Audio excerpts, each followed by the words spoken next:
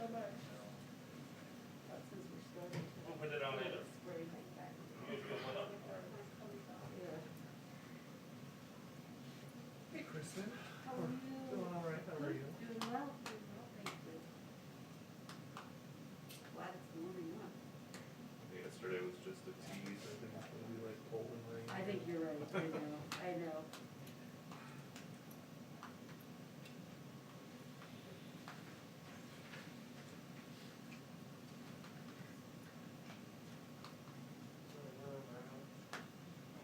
I'm in the middle, so you should, I give you a step.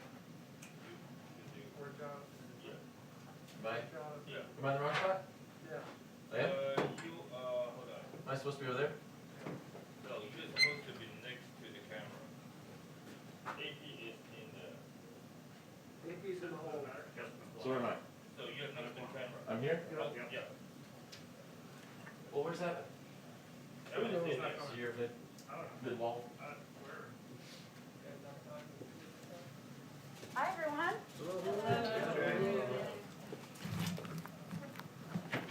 All right.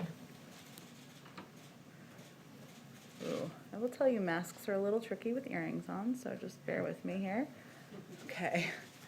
Just have a couple of items at the top. Okay, learned my lesson on earrings. All right, today the president will deliver remarks to mark 50 million shots that have been administered since he entered office. In his remarks, he will provide an update on the strong progress we've made across our pandemic response to date. He will commend the COVID response team's extraordinary whole-of-government effort to get shots in the arms of Americans, as well as the work of so many Americans who have stepped up to the plate in this moment. He will also remind Americans that now is not the time to let our guards down, especially in the face of new variants.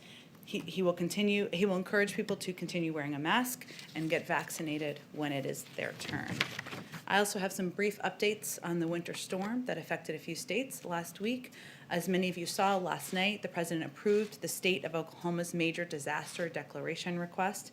This action will authorize FEMA to provide both public and individual assistance, including grants for temporary housing and home repairs, low-cost loans to cover uninsured property losses, and other programs to help individuals and business owners recover from the effects of the disaster. Power and water restoration continue across Texas, Louisiana, and Oklahoma. Accelerated vaccine shipments are occurring, and vaccination appointments are being rescheduled and expanded to accommodate those canceled last week. And as you all know, the president is, of course, traveling to Texas tomorrow. Today, the vice president also visited a local giant pharmacy in Washington, D.C.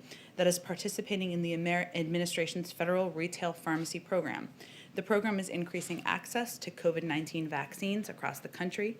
The Biden-Harris administration is committed to ensuring Americans have access to vaccine in their own communities, including at local pharmacies. And last week alone, the administration doubled our allocation to pharmacies to over 2 million doses across 7,000 pharmacies. With that, Darlene, why don't you kick it off?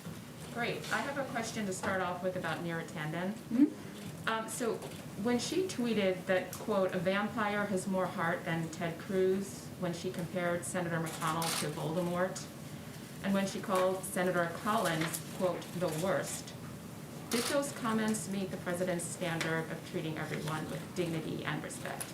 Well, first I'll note that when Neera Tanden testified just a few weeks ago, she apologized for her past comments and that she would be joining an administration where, as we've noted in here, there's an expectation of a high bar of civility and engagement, whether that's on social media or in person, and we certainly expect she would meet that bar. Did the president and the transition team underestimate how much of a problem her tweets would become?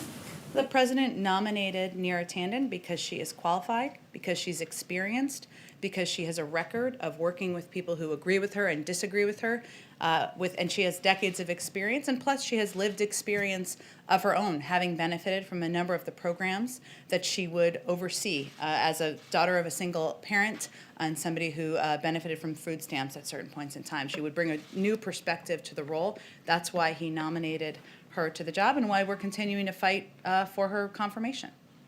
On the 50 millionth shot this afternoon, is the White House able to say where and when that shot was administered, what state, even some characteristics about who may have received it? Yeah, it's a great question. I think the challenge is that we get data in from so many different sources on a daily basis, from states, from pharmacies, from mass vaccination sites, that we hit that point, hit the 50 millionth shot sometime yesterday, if not a little bit before, but we can't fine tune exactly the person who hit that point, hit that shot. Thank you. Sure. Go ahead. Any update on the president's phone call or scheduled phone call with King Salman of Saudi Arabia? I don't have an update. As I noted yesterday, as soon as that call happens, we expect it to be very soon. We will, of course, provide a readout to all of you. You said when they do talk that the president won't hold back. Will he be following up this talk with actions? Are sanctions on the table? I think there are a range of actions that are on the table, but the first step is, the next step, I should say, is for the president to speak with the king. We expect that to happen very soon. As you know, we've committed to the release of an unclassified report that would come out from DNI and not from the White House. And of course, our administration is focused on recalibrating the relationship, as we've talked about in here previously. And certainly there are areas where we will express concerns and leave open the option of accountability. There are also areas where we will continue to work with Saudi Arabia, given the threats they face in the region. What's the holdup to the phone call? Is the king avoiding your calls? I don't think that's the characterization. The president has a busy schedule. The king, obviously, I can't speak to his schedule. I'm not his spokesperson, but we expect the call to happen very soon. I think there was some inaccurate reporting about it being confirmed when it wasn't a confirmed call yet. And you have made clear that the president's going to be speaking with his counterpart, with the king, not with the crown prince. But given the crown prince's role in the future of the kingdom and that he is expected to be implicated here, why not speak to the person expected to be responsible? Well, I think the president's conversation will cover a range of topics with the king. There's obviously a lot to discuss with Saudi Arabia and with the leaders of Saudi Arabia. And as I've previously noted, the Crown Prince has been engaged with his appropriate counterparts. The president will be engaged with his appropriate counterparts. And we're engaged at many levels with leaders in Saudi Arabia. So will the crown prince's counterparts here, Austin, be speaking to him about this issue, though? He spoke with him last week. They did a readout. I don't think I have anything more about their call to read out. Go ahead. Hi, thank you. I just want to ask about the post office, a couple of questions. You said earlier today that there were some concerns, I guess, with the leadership. Quote, it's clear that the leadership can do better, and so that's our hope. Can you clarify whether you want to change in the Postmaster General now that you've named new members to the board? And secondly, they've announced the purchase of a new fleet. The president, of course, announced on January 27th a study pursued aiming at electrifying the government fleet, including the post office. Only 10% of the fleet they've announced they're buying will be electric. Do you plan to change that order or see changes to it at all? Sure. The second question, I'll have to follow up on more specifics on it. That is certainly something the president's committed to.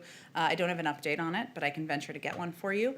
On the first question, some people may not be following this as closely as you and I have, so let me just give a little more context. Of course, the president is committed to the Postal Service's success, which is why yesterday he nominated 3 extremely qualified individuals to fill the empty spots on the Board of Governors, Anton Hajar, Amber McReynolds, and Ron Stroman.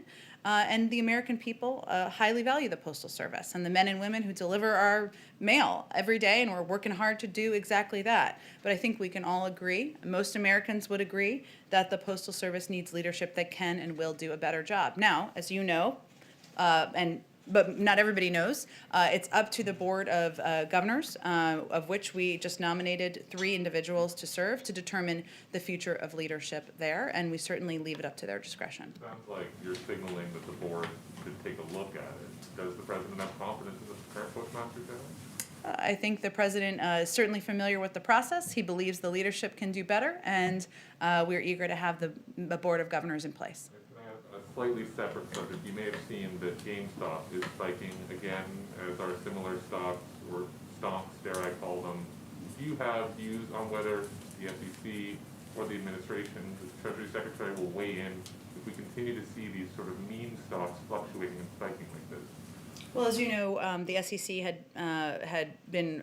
has oversight, I should say, and certainly has been watching it closely, monitoring it closely. The Treasury Secretary also convened a meeting just a few weeks ago, but I would certainly send you to them on what their plans are for monitoring engagement or speaking to it. There's been no update since that meeting? I would send you directly to them to give any update on their progress and how they're monitoring it. Sure, go ahead. The President's going to Texas tomorrow. He's obviously going to show empathy for victims of the storm. Does he have a message for the leadership in Texas on how to better prepare for winter storms? And what can the federal government do to kind of coerce private industry there to better prepare? Well, let me first say that he'll be traveling for most of the day with the governor, and they'll be surveying the damage, and I'm sure he'll be getting an update and briefings from him directly. The president doesn't view the crisis and the millions of people who have been impacted by it as a Democratic or Republican issue. He views it as an issue where he's eager to get relief, to tap into all the resources in the federal government to make sure the people of Texas know we're thinking about them, we're fighting for them, and we're going to continue working on this as they're recovering. There's plenty of time to have a policy discussion about better weatherization, better preparations, and I'm sure that's one that will be had. But right now, we're focused on getting relief to the people in the state, getting updated briefings, tapping into all of the levers of federal government. There's a lot of hearings on the Hill about how the Capitol Police responded or prior to the January 6th events. Mike Pence and his family were there that day. Secret Service had intelligence briefings, presumably. Is there any concern or review about how the Secret Service assessed intelligence briefings and whether there was any missteps on their part? Review by the Secret Service. I mean, Mike Pence and his family were at Capitol Hill that day. Clearly, there was intelligence out there that suggested things could happen. And curious to whether there's been any review by the Secret Service or ordered about the Secret Service actions that day. And how they handle it. I'd encourage you to reach out to the leadership of the Secret Service to get a further comment on it. Go ahead, Kristen, I'll come to you next. Thank you, Jen. A little bit of housekeeping, a follow-up Okay. on the Texas questions, if I could. Will President Biden invite Senator Cruz and Cornyn to Texas with him to travel on Air Force One? Well, Dr. Biden is traveling, of course, with us to Texas, with the president to Texas. There are some limitations on space available, so there are not members, I don't believe, I will double check on this, of any party traveling with the president to Texas. But again, he's going to be spending the day traveling with Governor Abbott and surveying the damage on the ground. Will they be a part of his plans to survey the damage? Will they join him in any of those events tomorrow? Has there been any invitation extended? I'm happy to follow up on it for you, Kristen, but I'm not aware of their plans to participate in the events tomorrow, but I can check. Okay, I want to ask you about the uptick in migrants at the border. Some members of the Democratic Party are displeased with the way the administration is handling children who are being held at the border. Alexandria Ocasio-Cortez tweeted this, quote, "This is not okay, never has been okay, never will be okay, no matter the administration or party." Is this a failure on the part of this administration? Well, first, I can't speak to what this is that is being referred to. Children in these detention facilities. Well, at the that's border. not what's happening. And, you know, we will be doing some briefings, of course, with members of Congress. But what is happening now is there are children fleeing prosecution, fleeing threats in their own countries, traveling on their own, unaccompanied, to the border. And our focus is on approaching this from the view of humanity and with safety in mind. And so the steps that we have taken is they are, of course, processed as quickly as possible, ideally with a maximum of 3 days through CBP. Then they are transferred to facilities overseen by HHS. We had to reopen a new facility that had previously been closed because of COVID protocols. Because previously, because we can't have kids in beds next to each other, we need space appropriate. It's been revamped. There's educational services there. There are health services and medical services. But our objective is to move them as quickly as we can to families that have been vetted and to, of course, reunite kids with their families. How do you respond to Alexandria Ocasio-Cortez, though, who says she sees these images and it's not okay, from her perspective? Well, look, We will work, of course, with Congresswoman Ocasio-Cortez on a range of issues, and we look forward to doing that. What I'm conveying from here is what the actual circumstance is on the ground and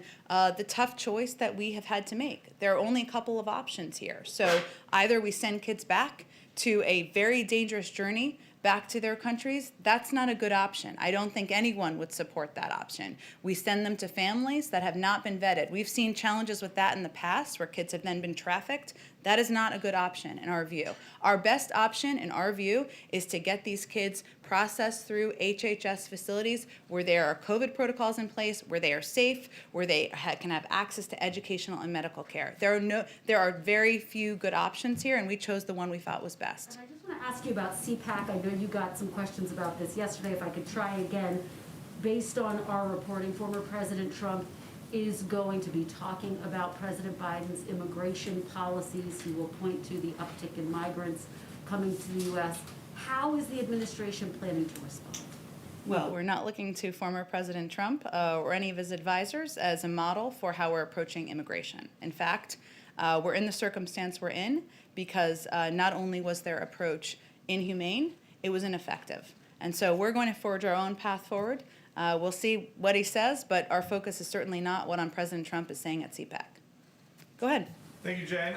The head of the group the president is going to meet with today, the National Governors Association, Andrew Cuomo, is being accused of sexual harassment by a former staffer named Lindsey Boylan. She says that Cuomo, while he was governor, gave her an unwanted kiss on the lips. He asked her to play strip poker. Is the White House worried about this becoming a distraction from an important meeting about COVID response? Well, let me first say that the president has been consistent in his position. When a person comes forward, they deserve to be treated with dignity and respect. Their voice should be heard, not silenced, and any allegation should be reviewed. Governor Cuomo is also the governor of one of the largest states in the country that has been one of the hardest hit, with millions of people still suffering from an ongoing pandemic and an economic crisis. And our focus is to continue working with governors from across the country, from a range of states, on how we're helping people in their states. He also is still head of the National Governors Association, hence he's at the event today. And to him being in charge of the governors and in charge of such a big state, will the president talk to him about these accusations from Democrats in the New York legislature that Cuomo misled the public about deaths in nursing homes throughout the pandemic? Well, this is a meeting and a conversation with a range of governors about how we can all work together to address the pandemic and get relief to the American people, and that's what I expect the focus of the meeting to be on. There are some Democrats in New York who want congressional hearings about these deaths in nursing homes. There was a Cuomo aide who told lawmakers in February that the Cuomo administration withheld the number of residents who died in hospitals from the public due to the fear that it would be used against them by federal prosecutors. Is this something the White House thinks would be appropriate for a congressional hearing? It's really up to Congress to determine how they want to review or have hearings on those reports. And I know you were asked about this weekend, but I'll try again. Does President Biden still think Andrew Cuomo is the gold standard for COVID leadership and that he's doing a hell of a job, which he has said about him? Well, first of all, I think to be fair, let's put all of the comments in context, which sometimes is missing from these conversations we have in here or during interviews. At the time, which was, I believe, April of last year, the president spoke out and said positive things about a range of governors, Democrats and Republicans, who were stepping in when there was a vacuum of leadership at the federal level, when they were getting no information, when they were getting no help and no guidance from the former Trump administration. He made some positive comments about Governor Cuomo and his role in New York at the time, as he did about a range of governors. Okay, and then one more on climate change. There's been some reports about a meeting with airline CEOs next week. How important is it to the White House to reduce airline emissions as part of an overall climate agenda? I'm not actually familiar with that meeting. Do you know who is with? Gina McCarthy and some of the airline company CEOs. I'd have to look back into it. I don't have any more details on that meeting. Thank you. I'm happy to. Go ahead. Thank you. Just want to follow up on the unaccompanied children. Is President Biden open to the creation of an ombudsman within the Health and Human Services Department? This has been proposed by Congressional Progressive Caucus Chair Pamela Jayapal. This person would be able to go in and check out the facilities, see the care that the children are receiving, and report back to Congress. Would the administration support such a role within Health and Human Services? I have actually not spoken with the president about that proposal by Congresswoman Jayapal. We have, I should note, I think someone asked this the other day, we have had cameras. The HHS has had cameras in there also to make sure people in the public, the media, are able to see the conditions in these facilities, and we'd certainly be open to supporting that in the future, but I'd have to follow up with him and our legislative team on that proposal. And that includes lawmakers obviously being able to go in and see the care of the children. We would certainly support that, sure. And, one more question. In 2018, it was discovered migrant children were being forced to take psychiatric medication without knowing the drugs they were taking, things like lithium and so on. What's being done? Obviously, these children need psychiatric care. In some cases, they've been traumatized. They've had a difficult time. What can the administration do to assure that these while the children are getting the care they need, there would be no such abuses? Well, I would say first, we are not using the past management as our guide. And we have the Secretary of Homeland Security is, of course, overseeing in coordination with the HHS Secretary, it's a mouthful, to ensure that these children are treated humanely. They are provided with the medical assistance they need, the mental health assistance they need, and you're absolutely right. I mean, these kids have been through a trauma, and we want to treat them humanely and make sure they're kept safe.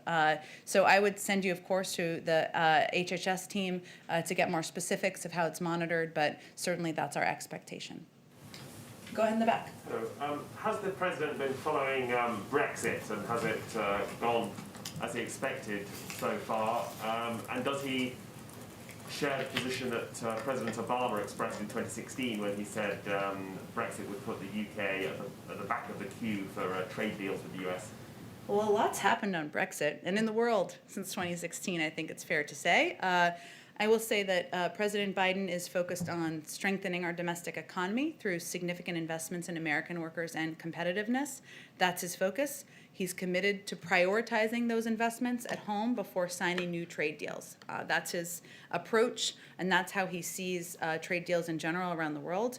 Making those investments is critical to restoring the middle class and making us more competitive. So our team is still reviewing negotiations that were begun under the prior administration. Ambassador-designate Tai, of course, had her hearing this morning, and she will be essential to that review. Has the president spoken to any leaders from Africa yet, and how concerned is he about competition from China in Africa? Well, certainly we've long been concerned. The United States has long been concerned about competition from China and Africa. We provide readouts whenever he does calls with foreign leaders, so he has not quite made it to every foreign leader at this point in time, but I'm sure that engagement with China and the bar and the we expect to be set would be part of those many of those discussions. Go ahead.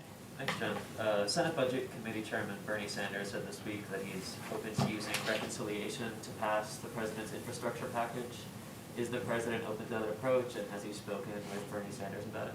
That would require having an infrastructure package, right, to decide how it would pass? Well, let me first say that our focus is on the American Rescue Plan. And of course, the president has talked about what his Build Back Better agenda would look like on the campaign trail. Infrastructure is a part of it. He's been a long fan of investing in infrastructure, long overdue, I should say. But he also wants to do more on caregiving, help our manufacturing sector, do more to strengthen access to affordable health care. So the size, the package, the components of it, the order, that has not yet been determined. And I feel like that's the next step. I don't expect the president or any of us will preview anything until we have the American Rescue Plan through. Just one more. The chief of staff said yesterday that the president wouldn't overrule the parliamentarian if she decides that you can't raise the minimum wage as part of this broader economic relief package.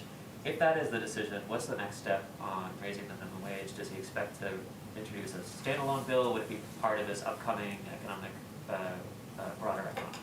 Well, first, let me say it would be a serious step for the vice president to take that step, and obviously she and the president respect the historic institution of the Senate. It would also require 50 votes. So it's not just a standalone step that any vice president could take. In terms of the minimum wage, we're still waiting for the conclusion of the parliamentarians'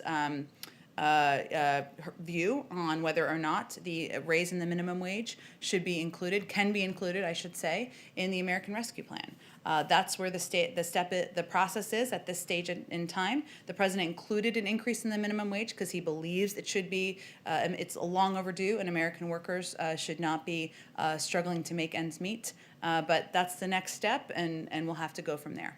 And just one more. Is the administration considering easing social distancing rules for unaccompanied minors in these detention facilities to allow more unaccompanied minors to be in the facility?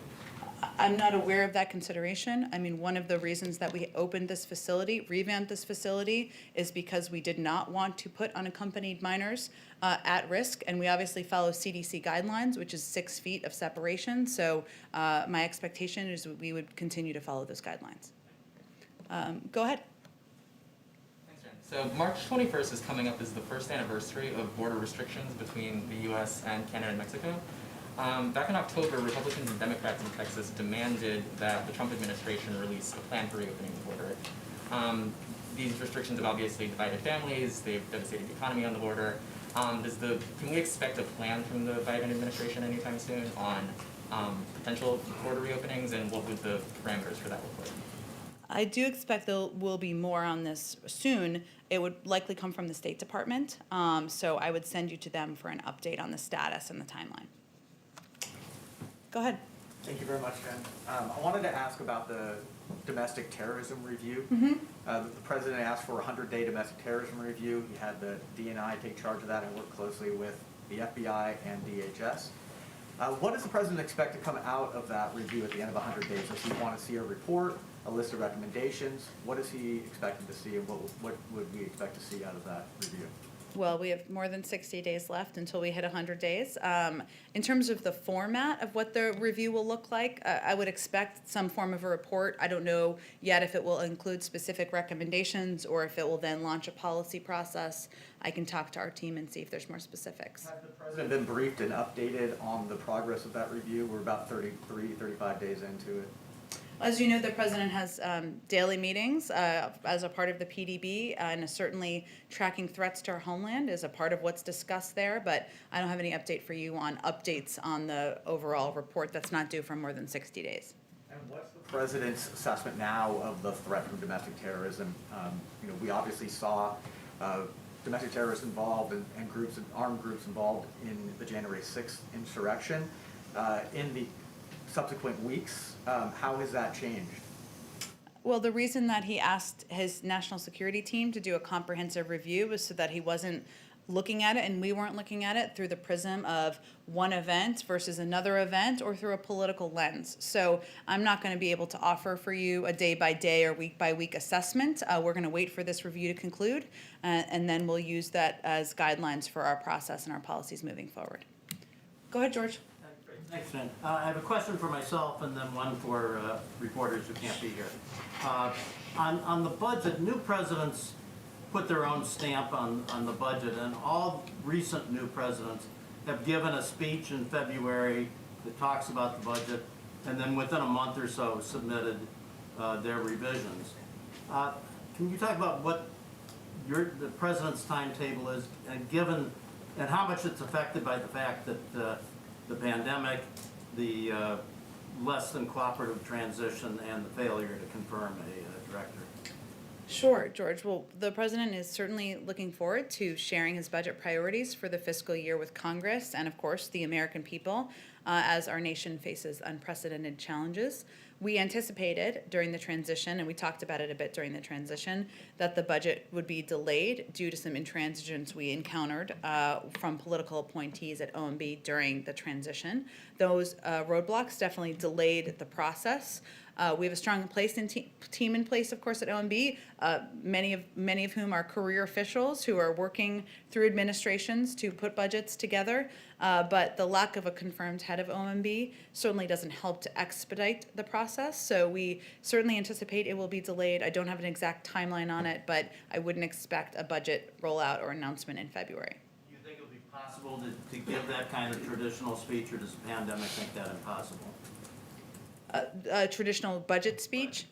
Congress. Well, I think we would be looking at a non-traditional approach to a joint session. I don't have any update on what that will look like at this point, simply because I don't think anyone could envision 500 members of Congress in there with a president of the United States during a pandemic, but I don't have any updates on the timeline or format. And the one from other reporters is sort of a follow-up to your earlier answer.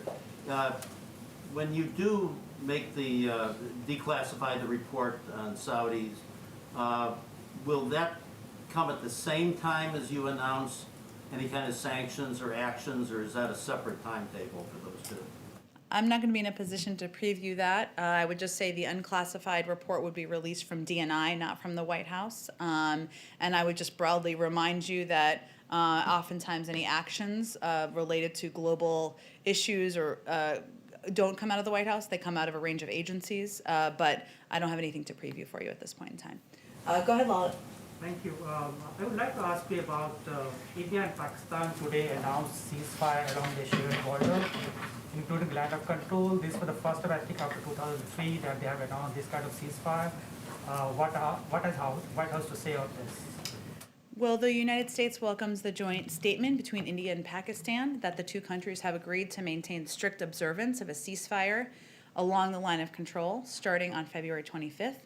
This is a positive step towards greater peace and stability in South Asia, which is in our shared interest, and we encourage both countries to keep building upon this progress. Do you think Pakistan doing enough in the fight against terrorism? I'm sorry, the masks always make it hard to hear people in the way back. Can you say that one more time? Is Pakistan doing enough in the fight against terrorism? Well, of course, we remain closely engaged with a range of leaders and officials in the region, including those in Pakistan. But in terms of an assessment of that, I would point you to the State Department or the Intelligence Department. Yesterday, President issued a proclamation in which he revoked his predecessor's policy on issuing of new green cards to those people who are outside the country. There are a lot of legal immigrants within the country, and they want to make this country as their home, but they're having a decade-long wait for the issue of green cards, so that once they get it, the potential is unfolded. They can open their company, they can have the startups, and they give employment, create employment, generate employment in this country. What's the present message to those legal immigrants in this country? Well, the president believes that it's important and long overdue to put in place immigration, to modernize our immigration system, and that includes taking steps to help ensure that high-skilled workers can stay in the country and can go through the proper process to stay in the country. So we're eager to work with Democrats and Republicans in Congress to get that done. One more final one. Several Republicans on the Hill, and including Nikki Haley, the former U.S. ambassador to the UN, are urging President Biden to not to participate in next week's Chinese Winter Olympics. Has the president taken a decision on that? There hasn't been a final decision made on that, and of course we would look for guidance from the U.S. Olympic Committee. Go ahead. Thank you, Jen. Back on immigration, do you believe that you have a crisis at the border, and is the government now acting as if you had a crisis at the border? Well, certainly, having unaccompanied minors travel across the border, and so many that we had to open in new facilities, is something that we take incredibly seriously, and we are eager to, of course, address humanely and with the focus of keeping them safe. I don't think I'm going to put new labels on it from here or from the podium, but it is a priority of the administration. It's a priority of our Secretary of Homeland Security, and certainly of the President, who's kept abreast of the developments. Reunification, the lawyers, the pro bono lawyers that have been working with the families and trying to get them together, announced yesterday that about 100 families have been reunited from those 600 kids that were in the system and lost. Has the government been working with those pro bono lawyers as well to to get that process going? Well, this program is being overseen, the Family Reunification Task Force, by the Department of Homeland Security, by our Secretary of Homeland Security. Of course, he will be doing an official report at about the 120-day mark, but I would send you to them for any updates or status of our work with those lawyers. Texas ruling about the 100-day moratorium on deportation, will the government appeal to a higher court? Will the legal process continue? Well, let me first say a couple of things about this, because we haven't talked about this in the last couple of days. The pause on deportations was a time to reset our enforcement priorities so that we focus on threats to national security and public safety, as opposed to mothers and fathers who are longstanding members of our community, who are in many cases performing essential work during the pandemic. So the Department of Homeland Security has put in place interim enforcement priorities and is reviewing the prior administration's policies and practices. The court's ruling still allows us to do this. In terms of next steps or how we will approach it from here, I would send you to our Department of Justice. And will the president address immigration at all down in Texas tomorrow? The president will be certainly speaking about COVID and addressing the pandemic. He will also be speaking about the impact of the storm on the people of the state. And I know immigration is an issue on the minds of many people there, but I don't have anything to preview in terms of whether he'll address it while he's there. Go ahead, Josh. Ahead of the vaccine event this afternoon, the president has made equity a key part of his response. Some mixed results on that. Some states have no data, for instance, on race of people vaccinated. Other states, the data is showing that white and Asian people are getting the vaccine disproportionately as compared to Black and Latino people. Does the president think enough is being done with regards to equitably distributing the vaccine?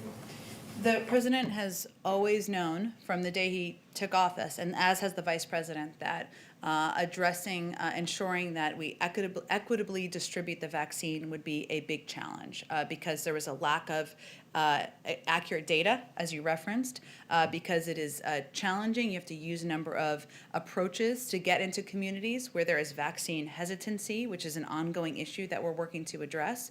So of course he feels that there is more that needs to be done, and that there is more that across his team he will continue to encourage people to take action on. Now, there are a number of steps, including partnering with community and faith-based organizations, enhancing public transit options, working, of course, distributing vaccines to pharmacies, opening mass vaccination sites, that we are taking as an administration to more equitably distribute the vaccine, but there's more work to be done, and we expect as we get to the point where there are enough vaccines for Americans, 300 million by the time we get to the end of July, or if not sooner, that one of the challenges will be, ensuring it's equitably distributed and that people who are have a history of vaccine hesitancy take the vaccine. Go ahead. There are reports that if Congress launches a 9/11 style commission to investigate the January 6th insurrection, Nancy Pelosi would want it to have 7 Democrats and 4 Republicans as part of the makeup. Would the White House be satisfied with that, or would you rather see it more evenly distributed by party? We leave that up to Congress, leaders in Congress, to determine what that will look like. And on immigration, why does the White House think there is this surge of unaccompanied children right now? Your critics are saying it's because you're not sending anybody back, any of these unaccompanied children back. Do you share that? Well, I think there's a couple reasons. One, there's conditions that are in these countries that we have not done enough to help improve. And that's why there is funding in the president's immigration bill, and why one of the reasons we're eager to have it passed. We don't feel that sending unaccompanied minors, kids, back to take a dangerous journey is the right step to take. And that's not something that we're going to do as an administration, and it won't be our policy. But we always need to keep communicating more effectively about how this is a dangerous time to travel.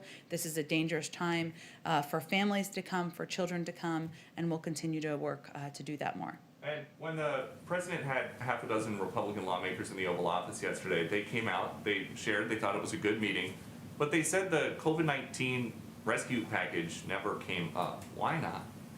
Well, did they raise the COVID-19 rescue package? I don't, the president says that he makes it a top priority. He talks about it with great urgency. He could have brought it up, and I'm just curious. Well, the why he meeting was about a supply chain executive order, something that there is a great deal of interest on and bipartisan support for. The only time the president talks about the American Rescue Plan is not in meetings in the Oval Office. He picks up his phone and calls Democrats, Republicans, and others on a regular basis. And I think he's used every opportunity he has to make the case publicly, to have those conversations. And it's probably why more than 70% of the public, including the majority of Republicans, support the plan. So that is not a signal that the president has conceded he's just going to pass the package with Democrats. Hardly. Look, I think the president's view is that this is a package that will help get the pandemic under control. It will help put people back to work. If somebody has a better idea, by all means, bring it forward. We have not seen one. This is a plan that he remains committed to, and he is hopeful that Republicans, many in Congress, will follow what their constituents want. And the American people clearly want this rescue plan passed. They clearly want money for vaccinations. They clearly want schools to reopen and funding to reopen schools, and they clearly want direct checks. So hopefully, members will listen to that, and we have plenty of time for Republicans to vote for the package. Thank you, everyone. Thanks, Jen.